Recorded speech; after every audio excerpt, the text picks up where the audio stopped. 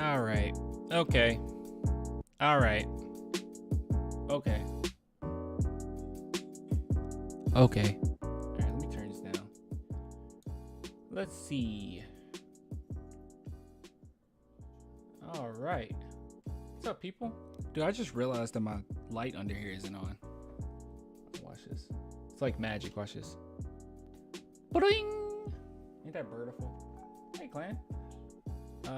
Devin the dude, he got the green light. He wants playoffs. Oh, yes, pray we don't get into the playoffs. Hold on, let me turn this down. Actually, let's bring up the stats. I'm going to have Swisheel on in 1 second, and we're going to talk about, like, all this stuff.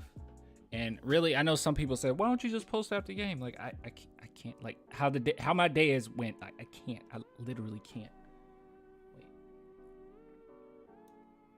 Trying to get to the gym tonight. I haven't even been able to go to the gym, man.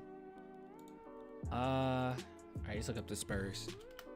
I like physically can't, but what I want to do, and this is what I really want to do, I just want to have the video up just so like people can see it later, because it's really just gonna be a breakdown.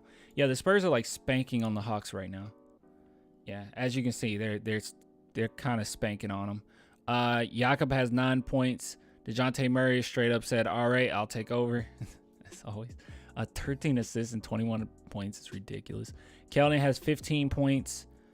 Now keep in mind the Atlanta Hawks are really bad, but then again we're really bad. Actually, their record is kind of better than ours, so I'll shut up. Let's see. You said Devin Vassell is going off. I mean, 16 points. That is pretty good. Doug McDermott, Josh Primo is getting 13 minutes. Yes, he's gonna be that guy, dude. What if like they just flip the script on us and then Devin Vassell end up being like the best player on our team? DJ just posted someone. Okay, all right, hold on. I can't show it on stream, obviously. I don't want this stream to be taken down, but I gotta look this up. He just posted somebody.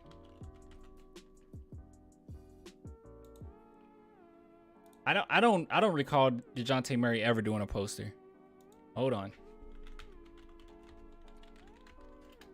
Type in DeJounte Murray. You see what happens. Latest.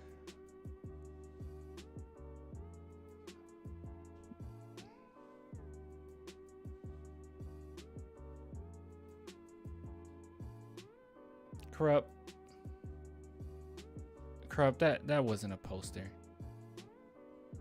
Come on. That wasn't a poster. That was a good dunk and slap off the backboard. That was pretty dope, but like that wasn't a poster, man. That Keldon to Vassell dunk was sick. All right, okay. All right, you better not be lying to me. Devin Vassell. Let's see. Okay, Devin Vassell going up. All right, let's see. All right, let's make sure this is the one. All right, he's going to Keldon. Yeah, this is gonna be it. Oh, that was a good one. That was pretty good. That was a lot of athleticism right there, because he had to grab the ball backwards and dunk it. That's legit. That's legit. That's legit. That's legit. That was a good one. But that DeJounte Murray, that was not a poster. That was not a poster. Let's stop that. Let's end that right now. Okay. All right. But Spurs doing good. Spurs doing really good. I mean, everybody else just like, look, I want my job secured. It's really good. Nice work. Good job. All right, you guys ready to talk about like some future stuff? By the way, now this is pretty crazy. I'm at 5K. Did you guys notice? We made it to 5K. Hold on. We literally made it to 5K. Let me go to my stuff. Cause oh no, you won't see it. It says 4. No, check this out. See on there it says 4.9, but no, we're literally at 5K. Yeah, we're literally at 5. What? Stream ended?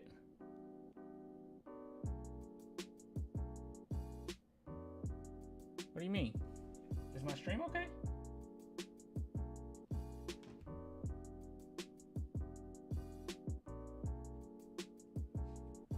Is my stream all right? Hold on.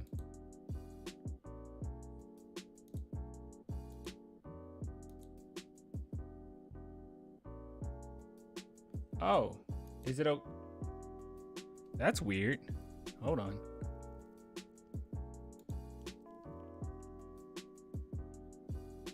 Huh, it says it's an excellent connection.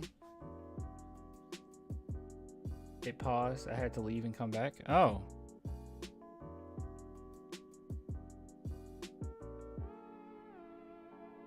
We back? That's not good though. It shouldn't be.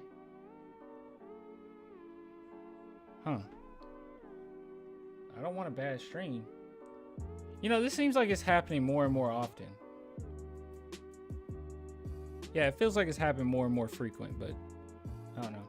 All right, well, hopefully we're back. Hopefully we're good. Corrupt says we're good, so I'm gonna trust Corrupt. And what's up, Quinn? I haven't seen Quinn in a while.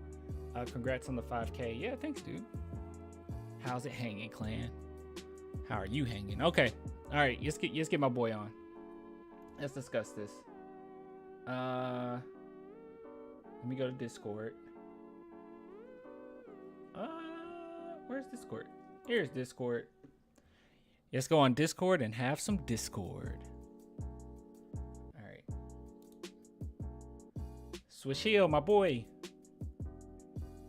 Yeah, I can hear you. Wait. I don't think I have the thing up. Say something now. Can you hear me now? Yeah, I can hear you. Hey, chat, let us know if you can hear Swish. I'm pretty sure you can, but just let me know. Yeah, man. What's up? How you been? I've been good. Don't switch over to the Celtics game because Derek White's looking really good. Oh. You know, I've been seeing. Hold on. Let me bring this over here. I've actually been seeing a lot of stuff on Twitter about Derek White, and yeah, Celtics fans are really happy, and it makes me really angry. It's literally like the same thing we always hear with Spurs. When I don't know, I feel like I don't want to say Derek White's a nobody, but it seems like nobody really knew who he was. And like I had friends who were Celtics fans texting me being like, "Oh, y'all just fleeced us." And I was like, I don't know. I think you got a pretty good player, and now they're all over Twitter like, "Oh my God, is this the player we've been needing?" Oh my gosh, dude! It's like people are going crazy. Or hold on, let me refresh. I just refreshed it. Okay, Derek White is real hoops.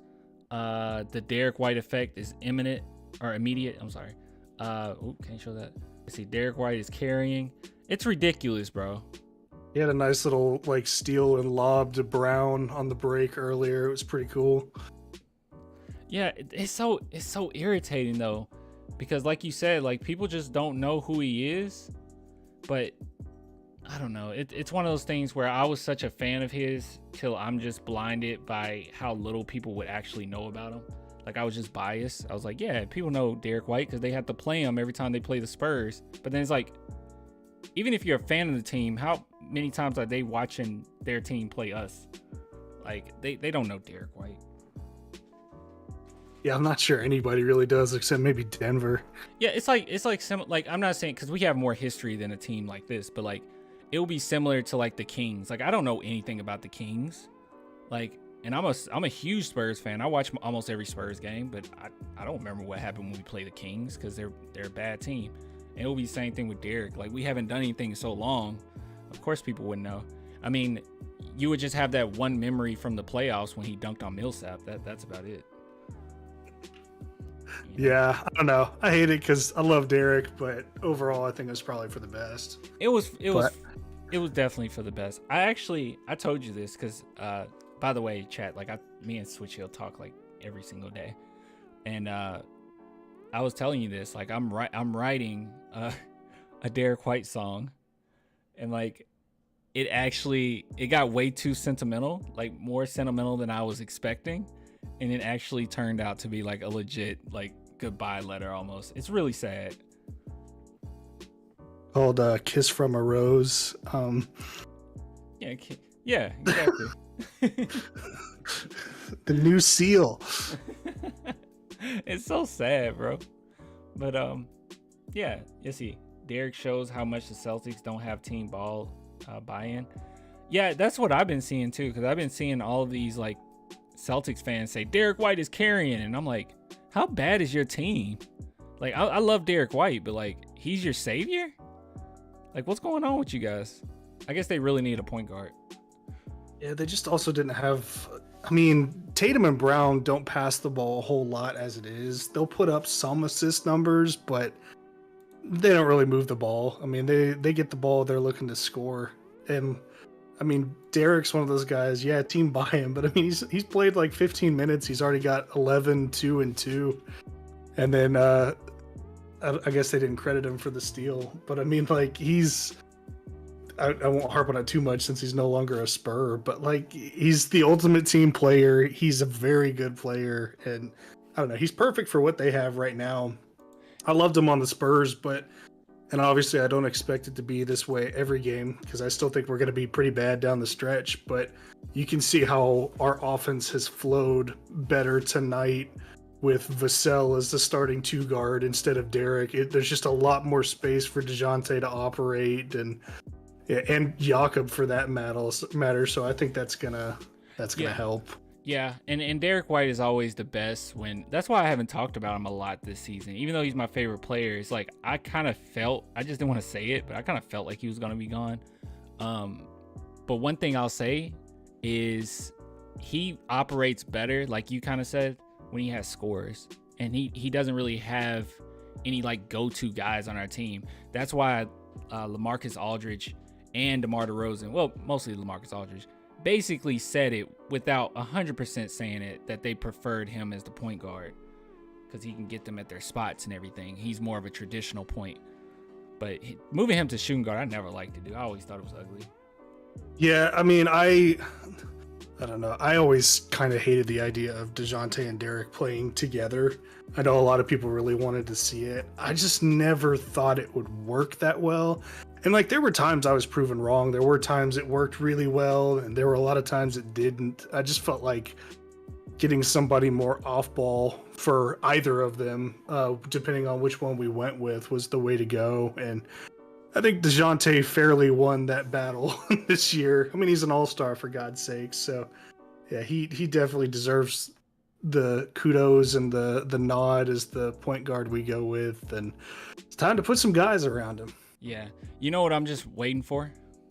What's that? I'm waiting for Spurs fans to like get angry that we traded Derek White now and say, well, look how well he's doing over there. Like, no one contextualizes anything anymore. It's just like, oh, this player does well here, therefore we made bad move. And it's like, no, we made good moves. All right, well, let's talk about it, man. So let's go ahead and go straight into what we did, okay? Like, I think that would probably suffice. So you start, you start with Thad Young, Drew Eubanks, and Detroit's 2022 second-round pick to the Raptors for Goran Dragic, and Toronto's 2022 first-round pick, protected 1 through 14. So that basically means that they would have to be outside that 14, right?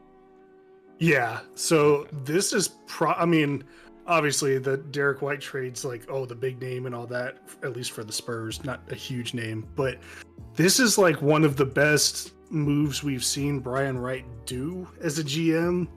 And I think I commented on your video, I was laughing. Like, Toronto legitimately called us and was like, hey, we want Jakob Poeltl. Can we trade you a player and a first round pick? And Brian was like, how about I give you Thad Young and Drew Eubanks instead, but you still give me that first round pick? So, I mean, that's funny. That's a guy that fell out of the rotation and a guy that was not going to come back and had not played, getting traded. And then we gave them a pick that was probably going to be like 31 or 32 and moved up about 10 to 12 spots in the draft. Like, that's a huge deal. It's fair. I was trying to figure out where Toronto was coming from with this. Like, did they just want to get rid of Goran Dragic? Like, I didn't understand where they were coming from. Yeah, I mean, he's on a pretty sizable deal, and he's been doing the Thad Young thing there. Like, he has not really played all that much, and he wants to play the big starting point guard role on a team. And like, frankly, he's a year and a half removed from a finals berth, even though it wasn't the bubble. I mean, he was the guy. So I think it's kind of like our situation with DeRozan last year, where his deal was just not friendly to be traded per se, and we couldn't get anybody to take us up on a deal. So we took that contract. They took our 2 contracts we didn't want, and Yeah. they gave us a pick for the trouble. Yeah. Okay. Well, that makes sense. But here's the thing. This is what I guess they really wanted Thad, because like when I look at it, hold on, let me see if I can go back to it. Was it this one? Yeah, it was this one. Yeah. When I look at it, with Drew Eubanks, you know they already bought him out, right? Oh yeah, they waved in the instant he got there, Like and like what? Like they were just giving us a solid with that one for us to get Gordon Dragic, probably to open up more space for us, because like you said, we're already over the cap space. Or you said that off stream, but yeah, I mean, we had Drew. I don't remember if we guaranteed. I don't think we had guaranteed him through next year yet, but he was on the books as a non-guaranteed at least. So I mean, got rid of him. He hadn't been playing lately ever since Landale's been in the rotation a little bit, and Zach Collins came back. So I mean, quite frankly, he wasn't playing that well. So gets him off the books, lets them take care of him, and really they didn't need him. It was just kind of a solid. Okay. So when it comes down to, they just really wanted that young. I mean, I would have thought that they would have really wanted their first round pick, but I guess in their heads they're like, we could possibly get that 1 to 14. The thing is, the Raptors, they're not amazing, but they're a pretty decent team. I mean, like, they got rid of Kyle Lowry this year. He went to the Heat in that Dragic trade, and Fred VanVleet's a first-time All-Star this year. He's been playing out of his freaking mind. And Gary Trent Jr. is a recent signee there. He's been playing well for him. And they've got like Chris Boucher there doing his thing as a backup. They've got Scotty Barnes showing out as a rookie. So I mean, they had their top 4 pick last year, and I just don't think like a pick at pick 20 is going to do a whole lot for them. They'd rather have that vet presence, clear some cap space, and then they've got to use some money to re-sign guys that they have now. Okay, well that makes more sense then. So it does make sense. It's not like they got nothing out of this deal. They just felt like, look, it's just a few spots. So do you think they'll even hit that 1 through 14? They probably won't. The Raptors, no. They're going to be probably around like 19 to 22 range. Yeah, I see a lot of W's in here. A lot of W. Whoa, especially recently. Oh my goodness, I didn't know they were on this tear. Yeah, dude. I mean, OG Anunoby's playing really well. Fred VanVleet's playing really well. Pascal Siakam's a good player. He hasn't quite had the effect that he did 2 years ago, but he's still really good. Scotty Barnes is doing really well. I mean, Gary Trent's a solid player. Like, they've got a really solid roster, and for what it's worth, a pretty decently young roster too. I think their oldest guy is now Thad. Oh, really? Yeah. Yeah, I think the next youngest guy is like 28, 29 after that. Oh my goodness. Hold on. Let's look up their roster. What did he say? Pascal dropped almost 30 the other night. Oh my god. Yeah, Thad is a good passer. That would make sense because Thad could help them get to their spots. Hold on. Let's see. Dude, I do not pay attention to the Raptors, but you are completely right. Yeah, they're a top 6 seed. I think they are the 6th seed in the East. I think them keeping and never moving or trying not to move Fred VanVleet is a really good move. Oh yeah, Fred VanVleet's a stud, man. He's so underrated as a player. I was really hoping he'd be an All-Star this year, and I was glad that he got named one because he absolutely deserved it. Yeah, he's really good. Honestly, I give him a lot of the credit while they won that championship, like a lot. He was hitting some big time shots in those finals. Oh man. Yeah. They have a good squad. Okay. All right, Toronto. Well, look, they are a championship franchise. We can't take that away from them. So, they have a really good front office. So, okay. Well, it made sense for both teams. I thought that I kind of felt like we snagged it from them, but in that perspective, what you said, okay, I just wasn't paying attention to them. That makes more sense. Yeah, they're kind of like us in our first year with DeRozan, where they sneak up on you. Yeah. Like, they got a lot of good young players that are playing really well, and then some of their vets are really good. I mean, obviously the stars are VanVleet and Siakam, but like, I mean, it used to annoy me because I'd see a lot of comparisons with OG Anunoby and Derek White. And let's face it, OG Anunoby is probably the better player. I mean, he's averaging like 19, 6, and 3 this year. Yeah, and he's like a shot creator for himself. And he's kind of come into his own and really rounded out that group. And Scotty Barnes is freaking amazing for a rookie. Yeah, I hope, man. I really hope. Mentioning Derek White, I really hope Boston treats him right. Boston fans, because I know they can be pretty rough, especially if you get on a rough patch. Like those fans don't play. They're not as bad as like Utah. Well, Utah fans aren't bad. They're Philly fans, man. Philly fans are terrible. Philly. That's what I meant. Yeah, New York can be rough on you too.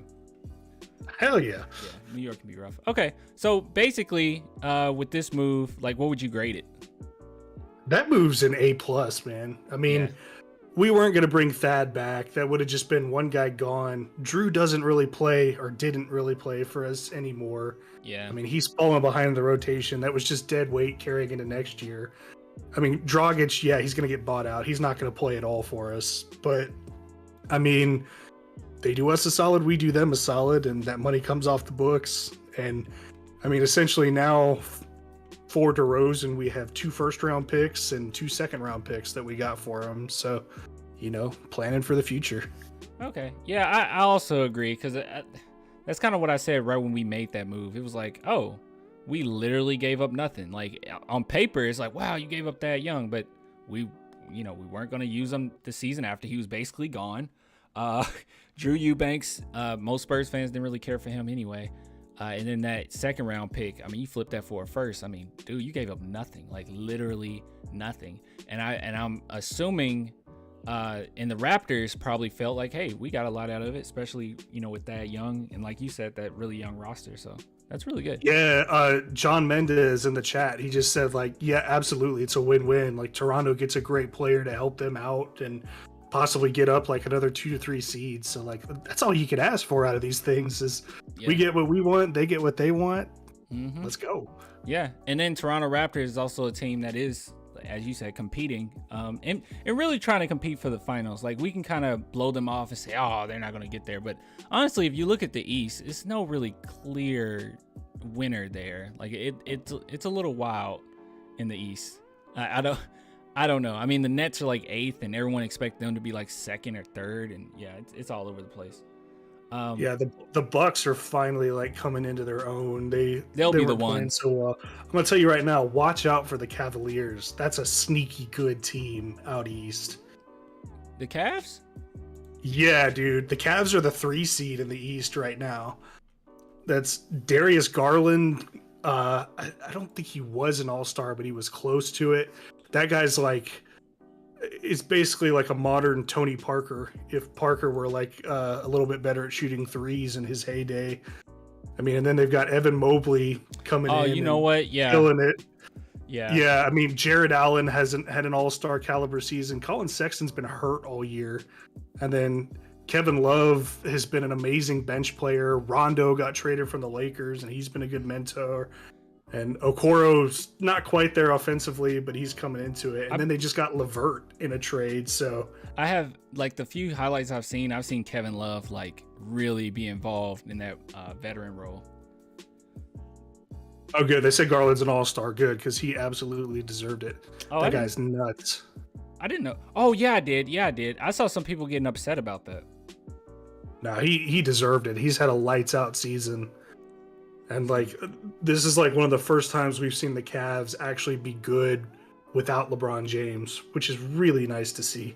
Yeah, he showed out against us. I don't want to say, like, DeJounte had a bad game, but he torched DeJounte a little bit there. Yeah, nearly 30 points, 6 assists, 5 rebounds, a steal. Yeah, 3 for 3 from 3.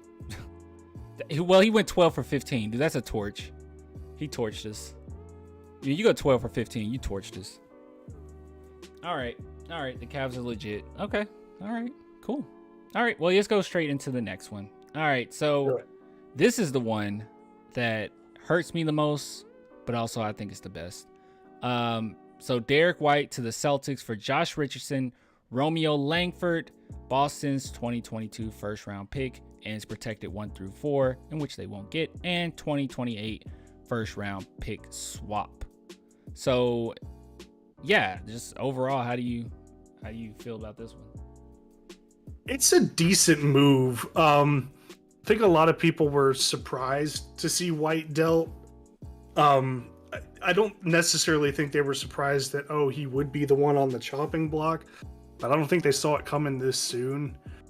But I think this is just kind of Brian Wright saying, okay, we're ripping off the Band-Aid. This is who we're going with. You know, we're angling towards drafting a big guy, as in like a superstar, not like a center, because, you know, they could draft a small forward for all we know. But yeah. You know, we're angling towards drafting a big name. We're going to rebuild, and DeJounte's our guy at the point, at least, and just positioning better for the future. I love Derek, and I love what he brought to the team, but I think this was probably for the best. And I see a lot of like people saying this wasn't a tanking move, and I don't agree. I don't think it's. Yeah, I saw a lot of people saying that. And like, to preface this, I don't think it's a bad move at all. I don't, you know, we're going to get Josh Richardson, who's a fantastic piece. But I just don't know if we're going to see him play a whole lot over, you know, Devin and guys like that. We've prioritized youth this whole season. I don't see why they would, you know, start playing a 28, 29-year-old now over somebody. Look, the Spurs are not trying to win games right now. All right. They are not trying to win games right now. I'm not saying they're going in there purposely losing, but they are not trying to go out of their way to make it into the play-in. I do not believe that at all. I don't think the Spurs are doing that. I think that, like you said, they're just going to play their youth. Pop's going to do, you know, Pop stuff. I think at the end of the day, they won't be good enough. But I don't think the Spurs made this move so they could push into the playoffs this season. Now, this is a full-on rebuild, which in part would be somewhat of a tank. I mean, yeah, I mean, they're going to put guys out there and try to win every night. They're just not going to. Because let's face it, our team just isn't very good as it stands. I just don't see them as, like, I don't see the Spurs as saying, oh, we're getting Josh Richardson to try to bring us over the top. I just think that it was just a product of the trade. I don't know if Josh Richardson stays with us. Yeah, that's one thing I wanted to talk about is that'll factor in with, like, when we talk about cap. Yeah. But I mean, he's making the Celtics gave him an extension, so he's making $12 million a year next year. And that's a guy who is really dealable in the offseason. I mean, we've got him now, obviously, because deadline's up and all that. But I mean, that's a 3-and-D guy. Obviously, his numbers have declined a little bit since his Miami days, but he's still a very good player, and he buys in to the team aspect of stuff. Which is a shame, because like, he'd be a great piece on a championship Spurs team. But right now, I mean, there's teams like LA, Portland, funny enough, who should be trying to rebuild but can't, who are looking to win now, that I think he could really help. Yeah. And I mean, if we could deal him for, you know, a team with a little bit of cap space, just get like a 2nd-round pick or something for him.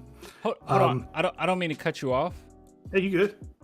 DJ got a 30-piece, 15 assists and 10 rebounds. Did he just got is that true? That just happened? Hold on. Yeah, he's got 30, 10, and 15, and 3 steals. Oh, dude, that's oh my God, that's nasty. I'm sorry. I don't care if it's against the Hawks. That's nasty. See, I'm telling you, like, I love Derek, but this kind of move is tailor-made for a guy like DJ. You make Devin your starting shooting guard. You've got Doug to be your starting small forward. I mean, and then if you've got Keldon at a power forward, that's 3 guys who can stand still, catch and shoot. And then DeJounte can do whatever the fuck he wants with the ball. Yeah, that is true. And they're going in a completely different direction now. Like, it looks like the Spurs are going to go star power. But we'll talk about that in a little bit. But, dude, I'm trying to find it. I guess it wouldn't be on ESPN yet. God, that's sick. That is sick. That is now. I'm gonna take you guys' word for it. Oh my goodness. All right. Okay. I'm sorry. We can proceed. I'm sorry. That's just sick. Yeah, it's fun to see, man. We haven't had that kind of star power in a long time. Yeah. Well, I won't say a long time. It's only been a few years, but Yeah, it feels like a long time. Look, another fan to say, man, shut up. You guys shut up. Like, you just won, in the 2010s. Like, we haven't won since the 80s. Hey, Aaron, yeah, I agree. We could probably get a first or a heavily protected one for Richardson. I just threw out a second because I'm trying to, like, lowball and just really see. But yeah. We can get a first for him? It would have to be a late first. It just depends. I mean, it really just depends on how people value guys. You never know what the market's going to be, but he's a valuable piece for a contender, which we are not. So I definitely think he's dealable. Langford's the interesting one. I've seen a lot of people say they want to keep him just so we have something from the White trade, and I don't know, because he's let's just say he's an interesting thing. I know a scout who. And first, let me finish before you read into the statement. But he called him the next Kawhi Leonard, not because of his skill set, but because he just does not show any kind of emotion or like effort on the court. He's just like stone faced at all times, and that's been he's a little bit more like a lesser version of Evan Turner, as he is, but he's been known to not really show the kind of effort out there, and the want to be on the court. So, but it's not like we're getting all that from Lonnie. So it could be worth seeing how that pans out, but he's a small contract, so I'm not too worried about it. See, Boston Celtics fans are very, very, verbal. Okay. And what I've seen is they will dog out a player like crazy.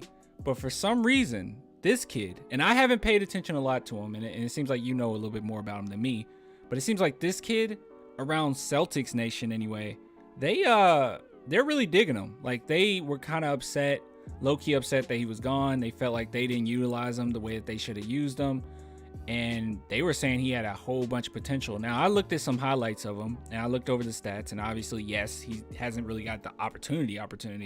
The highlights to me, I love your comparison to Evan Turner, because that's kind of what I saw. It's not like a lot to him. He's kind of athletic, not really good three-point shooter, can get to his spots. He reminded me a little bit of Keldon, how he just kind of puts his shoulder into you to create that space. But it was nothing from him where I was like, oh my God, he's amazing. But it was like, oh, he looks pretty good. He looks all right. He was decent in college. The knock on him has always been his efficiency and percentages. I think in college he was at like a 16, 17 point scorer. Let me pull up those stats before I say that, because it's been a couple years since he was in college. Okay, I'll look him up too. Have it on stream. But I mean, he started off with the Celtics. He was like a 17% three-point shooter, and he's gone up every year since then. I mean, I think he's like a 34% three-point shooter this year on something like 2.5 attempts. So, I mean, he's getting better. I also just don't think he's been given the time to get better in Boston. Okay, Indiana, I see it here. Big Ten Conference. Hey, I remembered. Yeah. Oh, dude, those are really good numbers in college. I mean, 16.5. A block. Yeah, I mean, but look at those percentages. I mean, 44% from the field and 27 from three. That's a little. I didn't see that.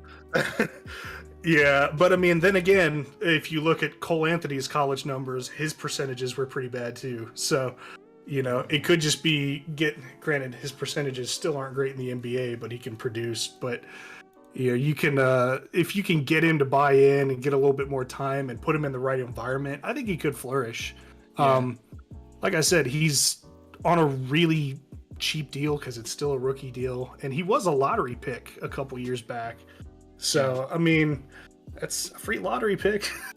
And you know what? You told me something the other day, and I was like, it kind of resonated with me. Like, we were, were we on the phone? We might have been on the phone. I don't remember. But you were saying like culture does a lot for a player, because I was talking about Andrew Wiggins and how I'm not crazy about Andrew Wiggins, but him on the Warriors is slightly different. Andrew Wiggins, And maybe that's the same thing with him. If you're saying that he has kind of like a low motor, I mean, maybe he comes to the Spurs, plays under Pop, and he gets that out of him. I don't know. I don't mind. Yeah, and no, I mean that's one I definitely don't mind sticking around and seeing what we can do. I mean, it's not gonna hurt, and frankly, Lonnie is probably about to come off the books. I say right as Chris types that. I agree, oh Chris. yeah. He is. He definitely. Yeah, is. I feel for him because he hasn't been playing well, and now the minutes are starting to reflect that, and he has come out and looked pretty dejected every time he's on the court. Well, go ahead. Oh, I was just going to say Primo's starting to get his minutes, and I think we're going to see Primo a whole lot more on the court as is, so, it is what it is. I don't say this a lot, especially when we're talking about the Spurs, but I think that Lonnie Walker probably would benefit somewhere else. And not to say that we couldn't bring the most out of him or anything, but he has like this, he does have like this confidence issue.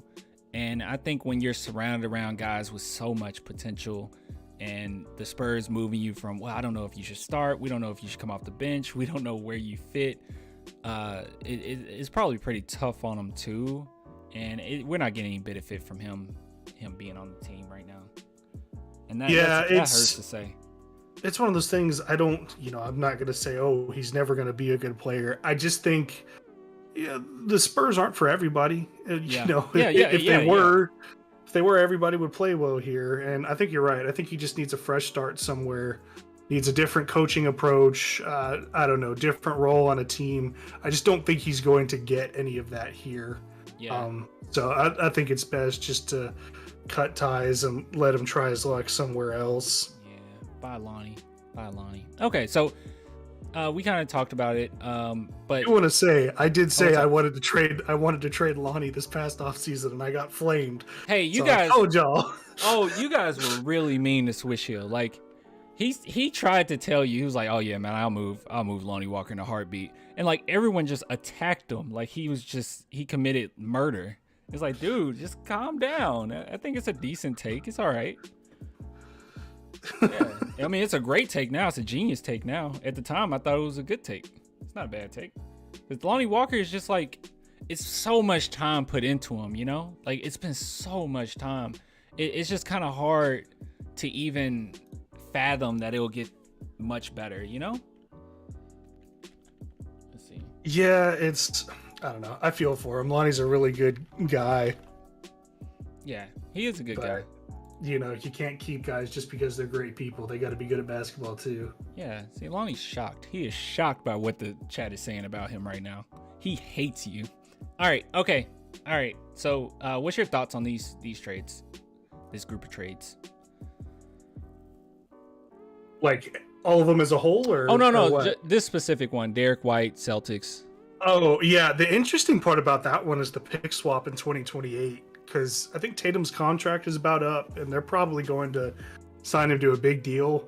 But I mean, it lines up with like what would probably be the end of his contract, and sort of starting to get to a point where he'll be 28 when that comes around, and it'll be either the end of his contract or when he's right in the middle of his prime and looking to win. So, oh, dude, I didn't even think about that. That could potentially be a good pick. Obviously, it's 6 years off, so I don't want to guarantee anything. But that was an interesting thing. Is like one thing I've liked about these trades is we've got a lot of outlets for help this year with picks. But then if you look at, I mean, we also have Chicago's 2025 pick, and it's top 10 protected, and if they're in the top 10 that year, it's top 8 protected the next year. I mean, so we could feasibly have a good pick from Chicago in 2025, another good pick from Boston in 2028, and our own. So it's kind of like a fail-safe per se. If all this doesn't work out, that we've got some other stuff coming in the future draft-wise. And also just helps out for stuff to trade, since we know that we're looking at trades now. Man, I'm literally trying to find... Hold on. Yeah, I think... Does this one show it? No, this one doesn't show it. It's a specific website. I know it's the one that you showed me too, that I could show, but dang, I don't think I can find it. It's one that has a lot. Like I was actually blown away by how many picks we have upcoming. It felt like we had more than any other team planned out already. Yeah, we'll have to check on OKC and see what they've got, as well as like Houston from their first James Harden trade. But I mean, we've got a lot, and that's one thing that's interesting is like it seems like our main focus this deadline wasn't necessarily to get worse or better, but to position ourselves to have options this offseason. Yeah. And I mean, we're probably going to have 3 first-round picks. The Toronto, I think, will be outside of the lottery. So I'm just going to go ahead and say 3. And right now, I think Toronto's projected around pick 20 and Boston's around like pick 16 or 17. So, I mean, you're talking, those are 2 decent picks that you could feasibly use to trade up into the lottery. You could use to trade, I don't know, with a player for another player, or you can just use them on your own guys. So I mean, that's like the holy trifecta of what you can do with the draft. So they've got a lot of options this offseason, and I don't think we're done with seeing them try to make quite a few moves. No, I think Brian Wright has been really smart, methodical, and, pretty aggressive. He's like aggressive enough, like he's doing moves that's aggressive enough where he's not giving up a whole lot, but we're getting a lot in return. I was going to ask you this one because this one just slipped my mind because like no one cared. But how do you feel? Like, I don't know if Satoransky even stays here, but how do you feel about the Wancho trade? Love it. I mean, Satoransky's we either buy him out or he's just not going to play. Yeah. That's just what it is. But I mean, look, we turned Bryn Forbes. Love Bryn, good dude. Liked him as a Spur, but we turned him on a pretty small contract into 2 second-round picks. Ooh. So you can't complain there. I mean, Juancho wasn't really going to play either. I'm pretty sure he's going to go back overseas next year. So yeah, hell yeah, I like it. Yeah, that's pretty good, man. And do you know? Well, they'll be right here. Hold on. I was about to say if you knew when these second-round picks were, but this was from. Who was it from again? Who did we trade again? The Pelicans, right? Say what? Didn't we trade with the Pelicans? It was a 3-team deal. In Utah. So yeah, we got Utah's 2027. I see it here. 2020. Yeah, 2027. You're right. Yeah, and then I think we've got Denver's 2028 second round pick protected too. Oh, okay. I see. Denver's 31 to 33. Yeah. What would that turn into? If they got into 31 to 33, I mean, what's the likelihood? But like, what would that turn into? No, I mean, it would just convey the next year to us. Oh, okay. Well, cool. This is that was really good, dude. We are set for look at all these picks. Look at all these firsts, especially in the next year. It seems like the Spurs are really buying into this next year. This is an incredibly deep draft. I've talked to a few people and like. They were saying essentially that if they'd felt this way about the draft last year, they probably would have done some of these things sooner. Mm-hmm. But last year's draft, I mean, frankly, look at it. We had, I'm going to pull it up here just so I can reference it. But, we had people freaking out about drafting Primo at pick 12. Yeah. And all that. But if you look at the selections after Primo, I mean, Chris Duarte's done well for the Pacers. He was picked right after. After that, Corey Kispert. Alperen Sengun's been okay. He doesn't get a lot of minutes. Jalen Johnson hardly plays. Kai Jones been in the G League all year. Trey Mann's been in the G League all year. Isaiah Jackson's in Indy. He's played a little bit, looked okay. Keon Johnson just got traded. I mean, Nishan Highland looks okay with the Nuggets. Josh Christopher looks okay with the Rockets. None of them are really any kind of like huge misses. The biggest, I think, snub from the first round of last year's draft was Ayo Dosunmu from Illinois. He's with the Bulls now, and he's playing really well. But like, there's nobody out there that I'm like, oh my god, why the hell did we not take them? Yeah, like that really sticks out. Like, yeah, hey, Impeccable's right. Cam Thomas has been pretty good too. I was actually surprised he fell so much because he could score pretty damn well in college. oh, 27th pick Nets. Is that what you're talking about? Yeah, he was like the leading freshman scorer in the NCAA last year. He was averaging like 24 to 25 a game with LSU. I know a lot of people were upset about Kai Jones and Şengün, but I mean, Kai Jones was on the trading block. Like, I don't know if you heard about that. I don't buy into the Kai Jones hype. I mean, outside of people were drooling over his pro day, and all that. And see, this is Quinn hit it on the head. He said, Dosunmu wasn't projected to be good, but that's like that's right there is a classic version of people overthinking draft picks sometimes.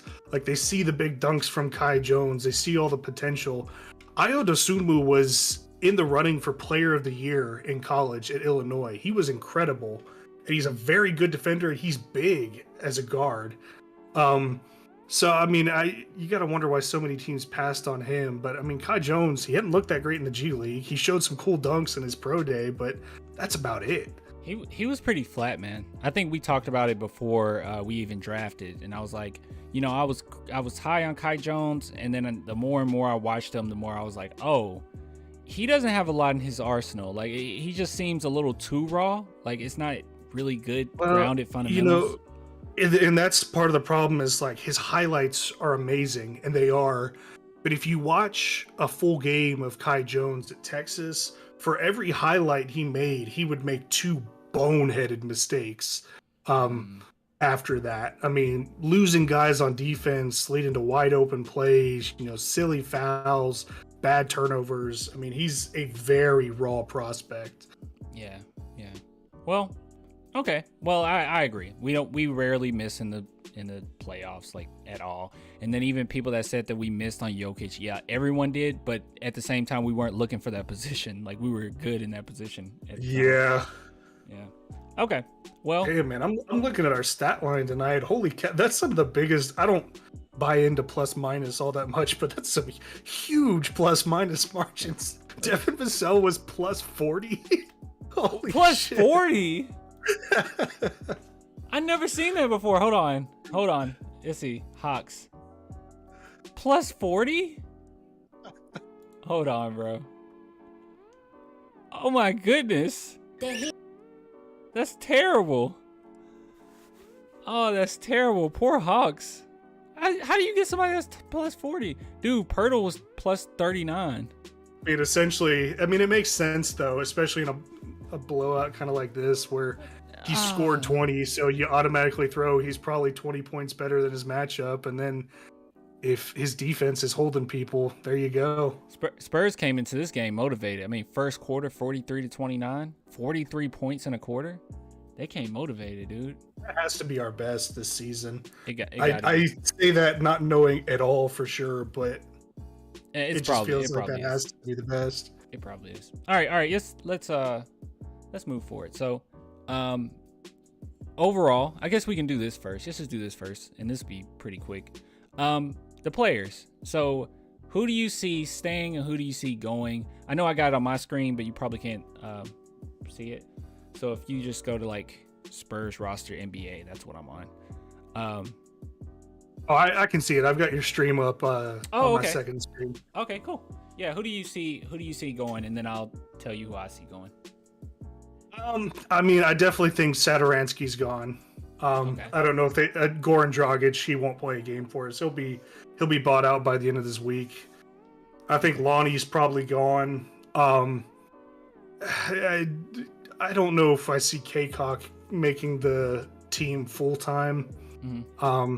Maybe another two-way. I don't know. And I think Wisekamp is probably best left on a two-way deal if he comes back. Richardson, I think they probably try to look at dealing. I just don't know if they will be able to or not. So, I mean, you're going to look at a pretty decent turnover of this current roster this offseason. What's his salary? What's Richardson's salary?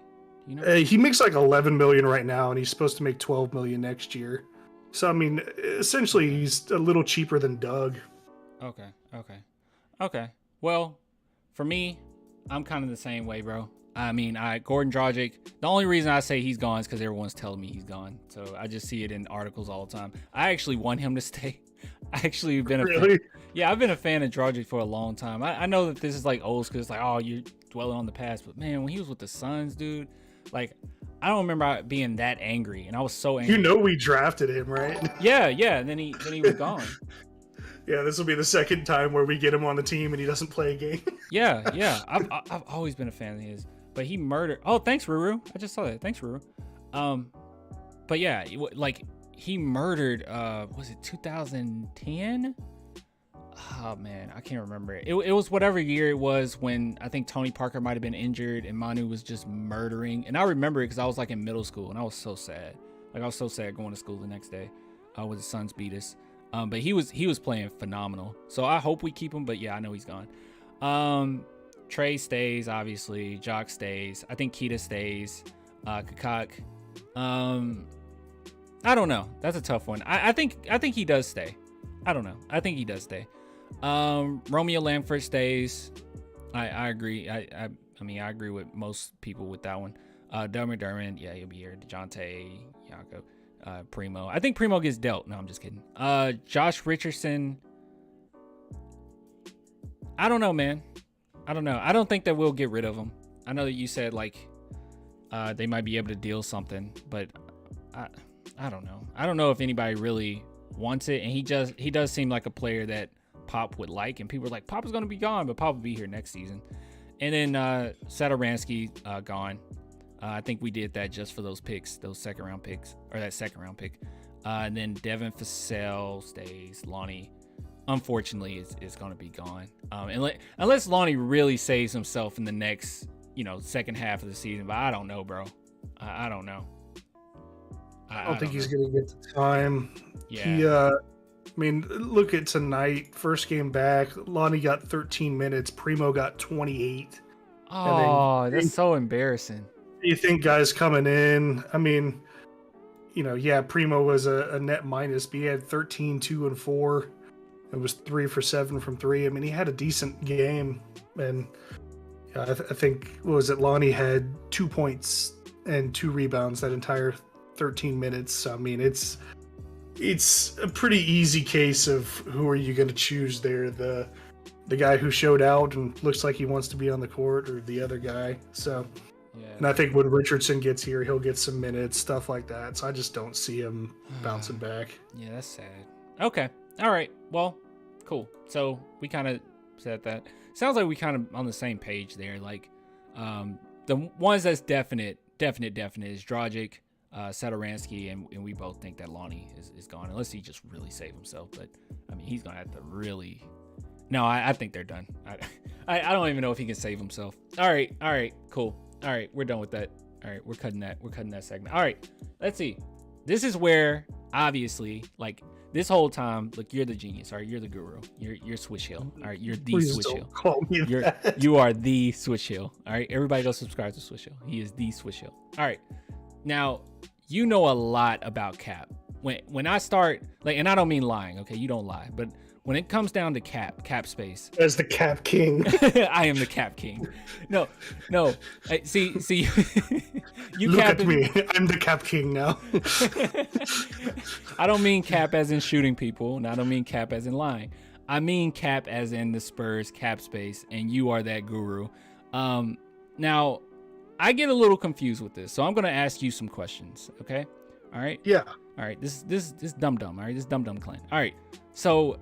This upcoming season, so I have it in for 2022-23, okay? And I scroll down here, and can you explain just a little bit on this practical cap space? So the 33 million is what we have available, and this is what we're over right now?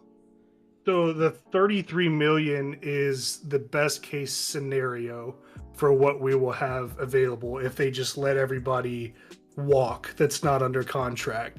The reason it's got the negative 12 is because obviously we have like bird rights on players, which let us go over the cap to sign them and things like that. So we are over the cap. It's essentially like if I owed you $40 for something and I, paid you back, 30, that wouldn't mean that I was done with my debt. I'd still have 10 more to pay, I and got you. I'd need to pay that 10 off. So that 12 obviously still counts. So we're gonna have at max about 33 million, and then that's where I say, like, if they look to deal someone like Richardson, that could potentially be more. So this is basically if Satoransky's gone, if Gordon Dragic's gone, some of these people still on here. Why do they still have some of these names on here? And that's it, right? That's yeah, it. well, I mean, all that's just like dead cap that we're still paying this year, because like we cut Luka Samanic, but his contract was guaranteed, so we're still paying him that, and that's off the books. And then like Chandler Hutchinson, we got rid of, but actually him I think we just traded. But I mean, there's a couple guys. I think this is also the last year that we're paying off Damari Carroll's contract from when we bought him out. So this is just basically if the Spurs just sat down and did nothing the next season, that's what the best case scenario is. But you can do more. So like Lonnie Walker, I didn't even realize, what is this qualifying? So that's his qualifying offer. So that's what we would do. We'd offer him that to make him a restricted free agent. If we renounce his rights, that goes down to 0. Do they need to do that? Because I mean, that might be worth it. Renounce his rights? Yeah, I would. Really? Is $6 more million really going to help us with like? We don't get that $6 million. That all counts in that 33 million. Oh, okay. All right. Yeah, if they renounce all of the pending contracts, they'll have 33 million. Okay. As it stands, I mean, I would think Walker would be headed that way. We're gonna have a good chunk of change to spend. Okay, that makes sense. Okay, all right. Well, here's the next question. What do we do with it? And I feel like I know the answer what you're gonna give, so I'm gonna go ahead and bring up a quote right now, or not quote, a GIF. So go ahead. I mean, I know what I want to do with it. And Go I'll probably get flamed for saying this, but Cocaine. I want to make an offer to DeAndre Ayton. Hey, I already had it up. Let's go. I mean, I know Jakob is a really good center. I agree. He's been really good, but I think Ayton is a really good fit with Murray. I mean, the things he's able to do, there's not a lot of centers out there that can do them. Problem is, he's restricted. So Phoenix can match anything we offer, but this past offseason, they had the chance to extend him, and they said they didn't want to give him a max, and he wants that. So... And we can give him that. Not only that. Hell yeah, we can. I was saying this because I made a video about this, and I think that it makes a lot of sense for him, because like I think too many times we say, oh, we want this guy, but like, why would they come here? And I feel like for DeAndre Ayton, it makes complete sense. Even his personality is kind of like a Spurs personality. He has a really good coach, and he's coachable. We've seen that he is coachable. We have a great history of big men, so he will be in the history books of those big men. And on top of it, it's starting to look like I know it's going to take some time, but it's starting to look like we're a new Spurs, like he will be part of something pretty great, and it is a championship franchise, but he'll be part of the up and coming DeJounte Murray, maybe that can be like a selling point. He'll be part of, he probably don't even care for Josh Primo, but you know what I'm saying? Like, we got a lot of picks, and it will be full on rebuild, and he can see himself as, wow, I can even go to practice and hang with Tim Duncan, and he can help me with my game. I just think overall it would make sense for him. He gets the money, he gets the women. I'm just kidding. He gets the money, and he gets all of the great things that come with coming to San Antonio. The culture. Well, and the thing is, for Phoenix, it makes sense too, because I think it was Impeccable said, like, yeah, Biyombo's thrived, JaVale McGee has stepped in and done well there. And Phoenix is like 18-3 without DeAndre Ayton this year. He's had like an injury for a little part of the year. I mean, and they're still killing teams without him.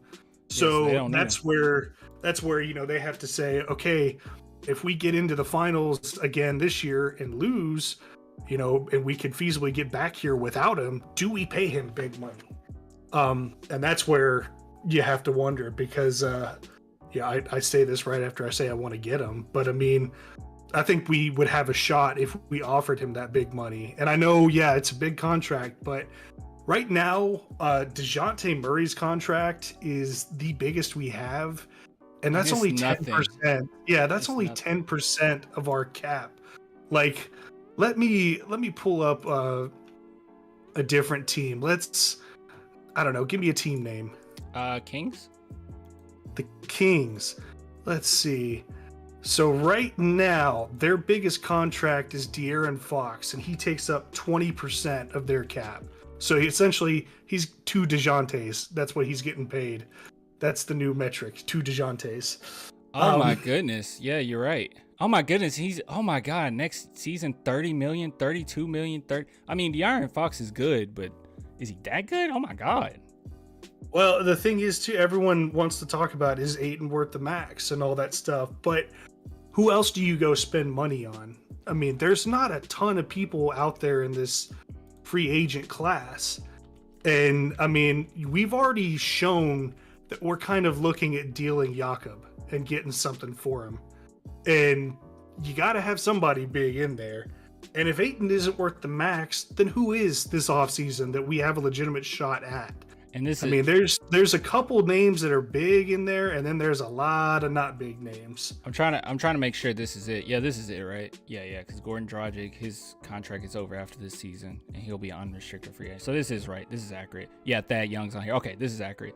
Trying to see. Where is he? Why am I not seeing him on here? DeAndre Ayton. Ayton? Yeah, I don't see him on this list. Oh, yeah, I do. He's right down here. He should be up there. Yeah, I thought he would have been at the top. Oh, okay. Yeah, he is. He's one of the first restricted. No, they don't have it in order like that. Okay. Yeah, I agree with Impeccable. The only other guy I could see like being worth a max that maybe is Zach Levine because he's such good friends with DJ and his contract. Zach Levine, that's an easy one. But I mean, there's not a lot, and we have to spend the money. You have to spend. And on top of that, look here. If you look in here, dude, I wouldn't be surprised the Spurs went after Prince. Weren't they already interested in him? Yeah, I think he's pretty intent on staying with Minnesota, though. Oh, okay. He pretty much, well, not necessarily Minnesota, but I think he wants to play for a contender because, they're in the playoffs as it stands right now. And he said that if he got traded, he wanted to get bought out so he could go to contender, but they kept him. There's absolutely no big man, like absolutely no big man that will be worth spending money on. Like I'm looking on here, there's none. Like DeAndre Ayton is going to be the biggest free agent, him and Levine, right? That's what it looks like. Yeah, and Ruru called it. I mean, if the Bulls make noise, I think he's going to automatically go back to Chicago. I mean, they can offer him the most money of anybody. And then, like, I think a big thing we'll probably see it soon. I think the extension deadline's in a couple of weeks. I don't buy into us getting Levine at all. I mean, he is in such a good position right now, and they're going to be good for a minute. I don't see it. I see them even competing for the finals this season. I don't see him leaving to come play with a friend. Like I don't see that happening. Yeah, Impeccable. I like Sexton, but I feel like Sexton's really underrated. But I feel like also they just got rid of Derek, and then you bring in another guy who's like dynamic and needs the ball in his hands. Yeah. And then Beal, I think he just had surgery, right? Or he's about to. Yeah. Yeah, and I just don't know if his fit with this team. It doesn't fit. Works, all that. Same with the timeline too. That's where it's like. And you know what? I see Kyrie on here, but I would have wanted Kyrie like 6 years ago. So, I don't even think Kyrie. I'm trying to see who are the big names, but really there aren't any. Like Kyrie, I know that's kind of big. I don't think people would care that much where Kyrie goes. He'll probably just go back to Brooklyn. Probably, yeah. Russell Westbrook, I don't even know if he'll get a job. Am I being a jerk? I'm being mean. That's a player option. I don't know. I mean, he's definitely going to opt in and force the Lakers to move him if anything. But I mean, yeah. Yeah, that's tough right there. Yeah, no one's taking him. Okay, so yeah, DeAndre Ayton, we're going to have a lot of competition this offseason because a lot of people are going to want him. But I do think it makes sense for him to come to San Antonio. So, yeah. So that's the thing. There's only going to be like 3 teams other than Phoenix who have the spending power to get him. So, I mean, it's going to be a short list. Okay, and frankly, to get him away from Phoenix, you're going to have to offer the max. That's just how it's going to go. Yeah. And he's like you said, he's more than worth it. And it's a perfect position, dude. That would be perfect for us. But this is the question, all right? Here's the big question I have when it comes to Ayton. Because before I did have the idea that I was like, I don't care for Ayton. But yeah, I changed my mind. That was a dumb take. I said that like a few months ago. It was a dumb take, so I'm gonna delete that video. No, it's still there. Okay, so DeAndre Ayton. I want DeAndre Ayton now. I'm full on board. I'm with you. DeAndre Ayton, that'd be great. But here's the thing. In the draft, what would you do? What would you go after? Because I mean, I think most people want a big man, and there's a few that's doable. So like, I mean, that's the holy grail right there. Is if you get into the top 2 somehow, you've got Banchero and Jabari Smith. Holmgren's one of those guys. I think if he's there at like pick 4, you got to take him. But I mean, those are 2 guys who are power forwards who can handle, shoot, drive, all that, and they're great fits next to a guy like Ayton. They fit really well with DeJounte. And all that, then after that, I see a lot of Keegan Murray comments. I like Keegan Murray, but I think he's somebody you could get later lottery. I don't know. I'm not completely sold on him yet. I want to watch a little bit more of him. Keegan Murray, because I recently did some on him, right? Keegan Murray's the one with the good defense. Yeah, he's an okay defender. Is that the video? Hold on. I mean, Jalen Duren's the big that's like really. It's Jalen Duren. The Keegan Murray, that was the one that ESPN wanted, and I didn't know much about him. I don't think I was crazy about it. He's decent. Like I said, I don't fully buy in yet. I'll have to watch more, but a lot of what I've seen is, they talk about his defense with his stats, but a lot of it is he lets his teammates do the work and then swoops in last minute and collects the tangible stat. Yeah. So that's where I worry. But I mean, in that top 5, top 6, AJ Griffin from Duke, he's overshadowed by Banchero, but he's had a hell of a season. That guy's legitimately shooting 50% from 3 on like 4 attempts a game, something crazy like that. Let me see if I can. Here it is. Sadly, Carolina got beat down by Duke, and Banchero was pretty much shut down by Leaky Black, and AJ Griffin just torched Carolina. He had like 27 points that game. But where would AJ Griffin end up landing, you think? I think he's going to be a top 5, top 6 pick. Okay. It would be nice with him teaming up with Trey Jones. Not Trey Jones. Yeah, I mean that would be nice. I also think Ben Mathurin is a really good top 6, top 7 pick. Jaden Ivey's really good. He's like the closest thing we've seen to Ja Morant, but we do have DJ, so that's something to consider. Dang it. Dude, I was like so perfect. Every single person you had, like I had a tab for it, and then you said somebody, and I was like, oh, this must be it. And then went back to Keegan Murray. I'm sorry. That's great, though. Benedict Mathurin, like, how do you feel about him? Or Mathurin? I really like Mathurin as a prospect. I mean, he's improved across the board. He went into the draft combine last year and looked decent, but they basically told him, like, look, go back, hone your shot, hone your defense. His 3-point percentage has gone up. His feel for the game looks a whole lot better. He's a dynamite defender, and he's athletic as hell. I think he could be a really good player. He's wielding in some wins too, man. Oh my goodness. Arizona's quietly had a really good season. M-Easy said Ivy from Purdue. Yeah, that's who I just was talking about. That looks a lot like Ja Morant. I don't think he's quite as good as Morant, but a similar skill set. Let's see, Jaden Ivey. Let me bring him up. Oh my goodness. He even looks like Ja Morant. Look at this picture. You can't tell me this doesn't look like Ja Morant. He's got the hair. He's got the shorts and the tights. Oh my goodness. Yeah, he's the best point guard in the country right now in college. Dude, I got it, man. I'm so sorry, guys. I try to keep, like, so many people send me stuff like, oh, what about this player? What about this player? I'm going to do all of these players. Pause. I'm going to do a video on all of these players, but I just need to actually look into them before I, like, make a video on them. And it's only been a couple that I've looked into. But, hey, man. Hey, I'm for it. I mean, would you be for, hey, that's a question. Would you be for another point guard? It's rough, but it's one of those things that, like, if he's the best player available, you kind of have to take him.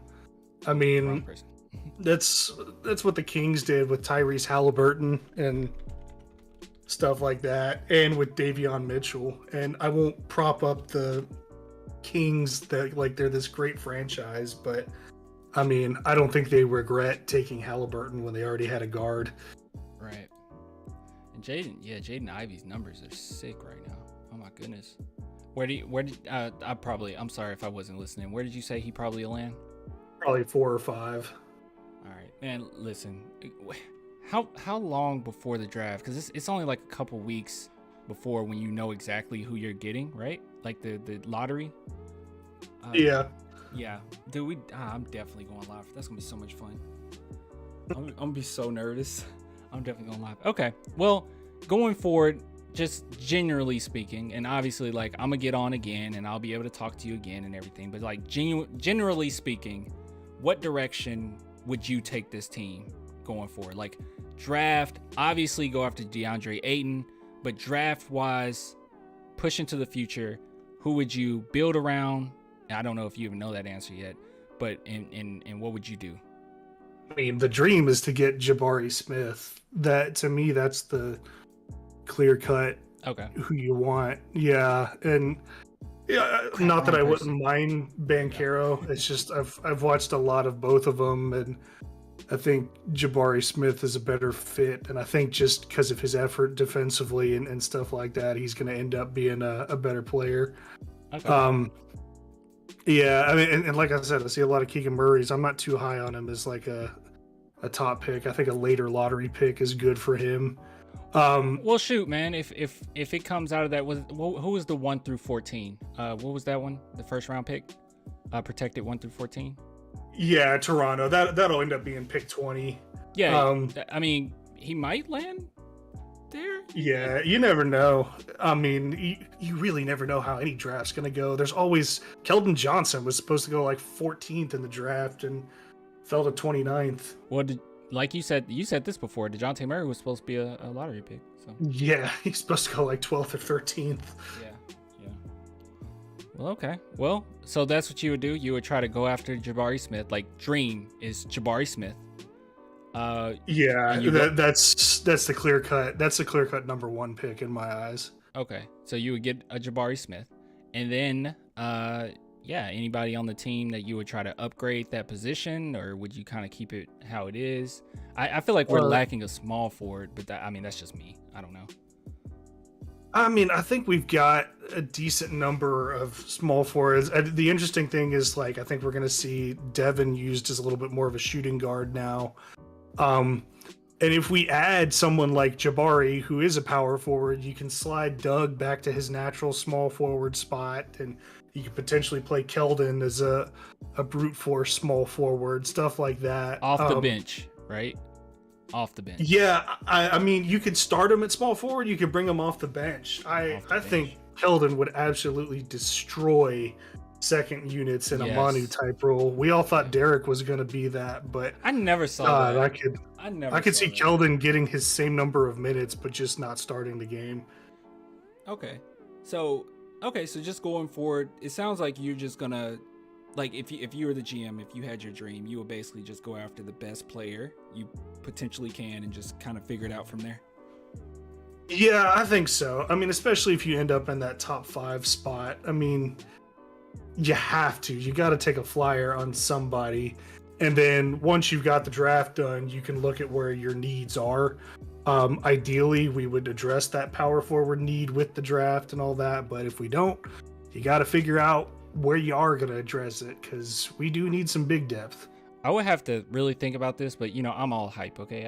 I get hyped and overly excited about things. Like, you're way more grounded than I am. You're like, oh, yeah, just take a a traditional smart approach. And I'm like, oh no, let's put like all hands on deck. Honestly, I'm bought into Joshua Primo already.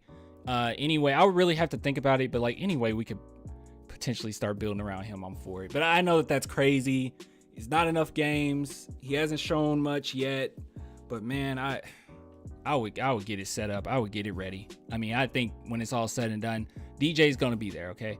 And I think it's going to be DJ's, Josh Primo's, and Devin Vassell's team. And ultimately, it's going to be Primo being that guy, like the guy. And I would try to build around him if I could. But what that looks like, I don't know yet. He still has to define his game. I get it. I'm assuming he's going to be a guy that just needs a really solid big man. I would definitely go for bigs, but I think it's a solid big man for him because he's so good off the pick and roll. He's so good at getting bigs at their spots and getting some shooters around him. And yeah, he'll be able to facilitate the crap out of that. But that's just me. I don't know. But man, this was a lot of fun, and we're definitely going to do it again because it's a lot of different things that's going to happen. I know that this feels kind of premature, and I wasn't sure if I want to do it, but I'm making it like New Year's resolution, but I'm making it like my resolution to go live every Friday. So regardless, I'm going to try to go live every Friday. So this was definitely something. Clan, you always forget Keldon. Bro, I don't want to be a jerk. I like Keldon, okay? I like Keldon Johnson. I like Keldon Johnson. I just don't think it's going to be Keldon Johnson's team. Back me up, Swisheel. Jump in there. I mean, it's pretty clear it's DeJounte Murray's team. Yeah, I don't think, but they're like, no, man, Keldon's here for the long haul. And it's like, I don't know. Like, I like Keldon. I don't know. I mean, I think I'll say this. I think they extend Keldon in like a week. But because I mean, we have his bird rights, so we can go over the cap and all that. But you also just have to look at fit with the team. I mean, Manu Ginobili was our best player at one point and still came off the bench. There's nothing wrong with it.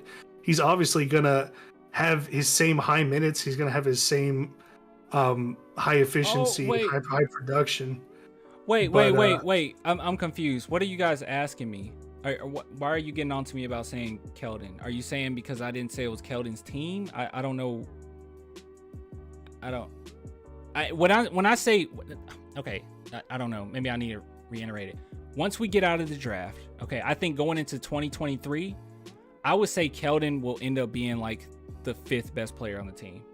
And when you get to number 5, that's when I'm like, I don't know, dude. I don't diminish DJ. We just talked about him like the entire stream. Yeah, I just said it was DeJounte's team. Yeah, you do everything to diminish DJ. Oh, that's Sebastian. Sebastian, don't listen to Sebastian. Sebastian's mean to me.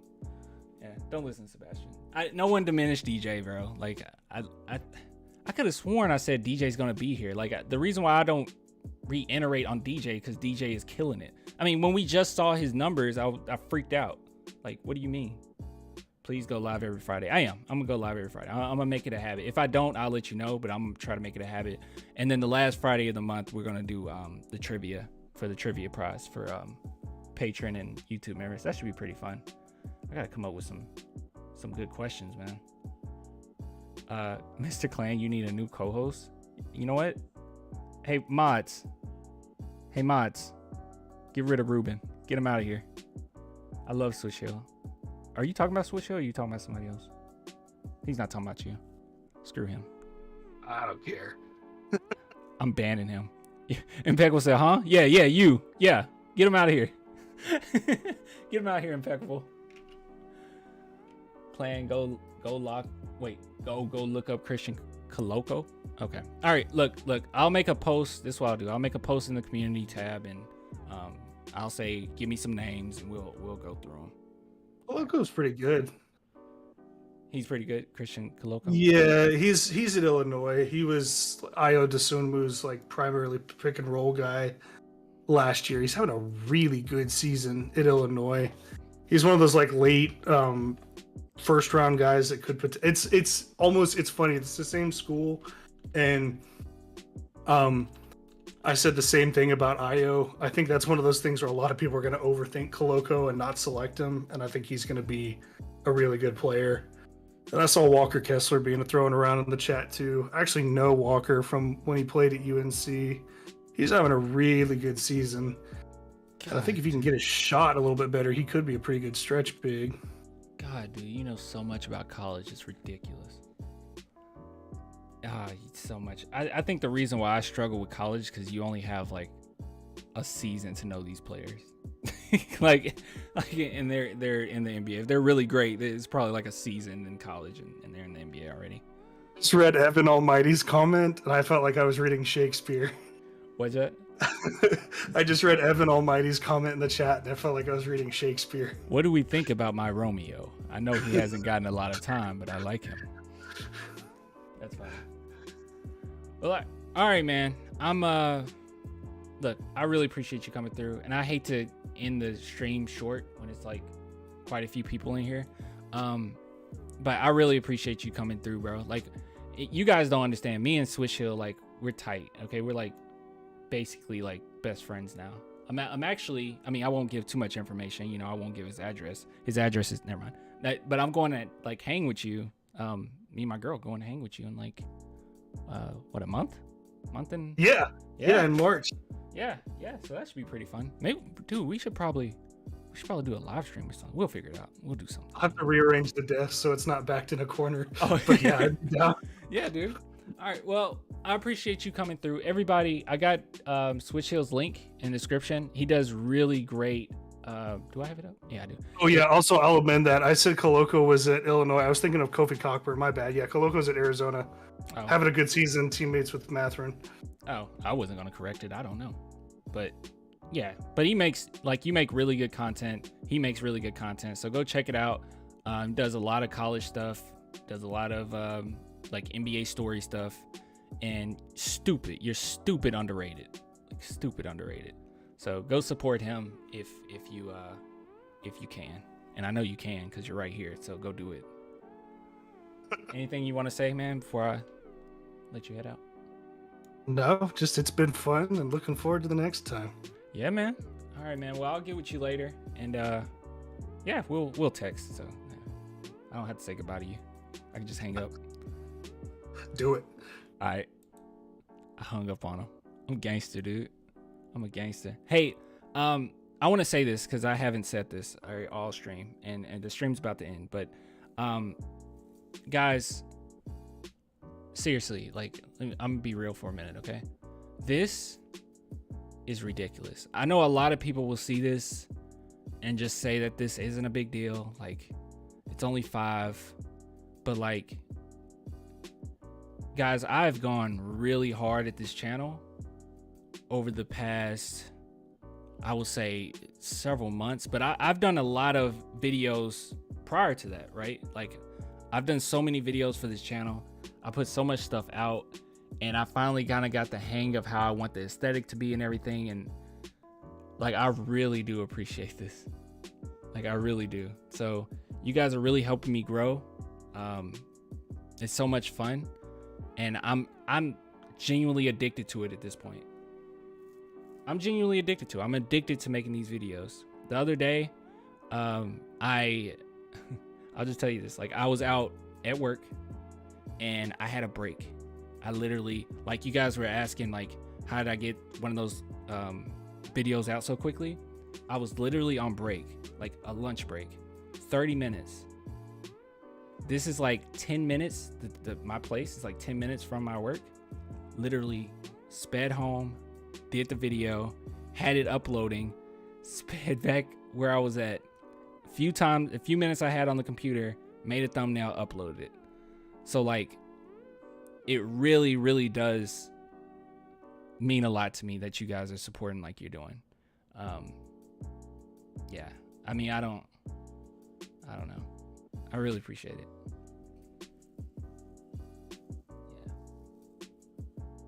Yeah.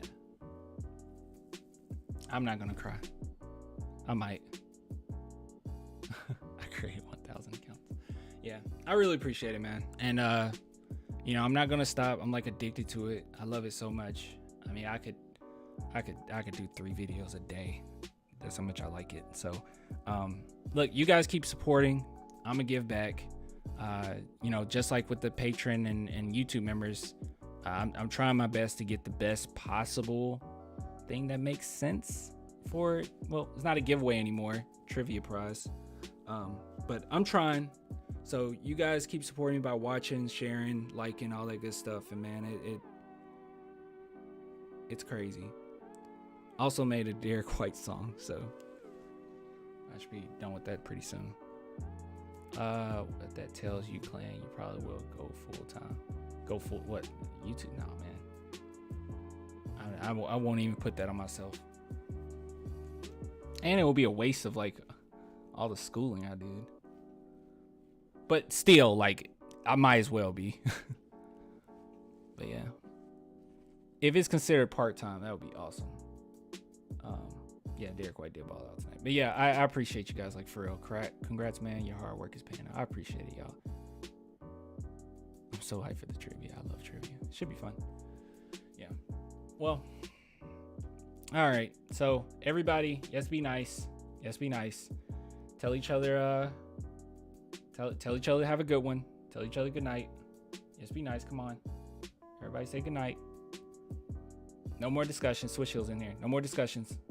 No more. Everybody shut up and be nice to each other. All right, there we go. Xavier got the idea. Have a good one. All right, we love you, Derek. There we go. Let's just spread some positivity and get out of here. Good night. Okay, that's a nice one. Thank you, Jimmy. Thoughts on Devin? Devin's great. Good night and be nice. Thank you. Peace. Playstyle overall. No, impeccable. Oh my God. Can you stop? Shut up and be nice to each other. Yeah, Sebastian, that's why I said shut up and be nice to each other. Have a great night. Peace. Yes. Stay frosty, fellas. Hey, man, it's ladies in here too. Thanks for all, bro. Yeah, man. Thank you, Jose. Not yet. What? All right. Okay. I'm getting out of here. All right. I'll get with you guys later, man. I appreciate all the love. And we ain't gonna stop. We gonna keep going. And it won't stop. Can't stop. But I'll see you guys probably every Friday. I want to go every Friday, so we'll see what happens. J-time to ban clan again. What? Hey, what? Anyways, all right, guys. Deuces.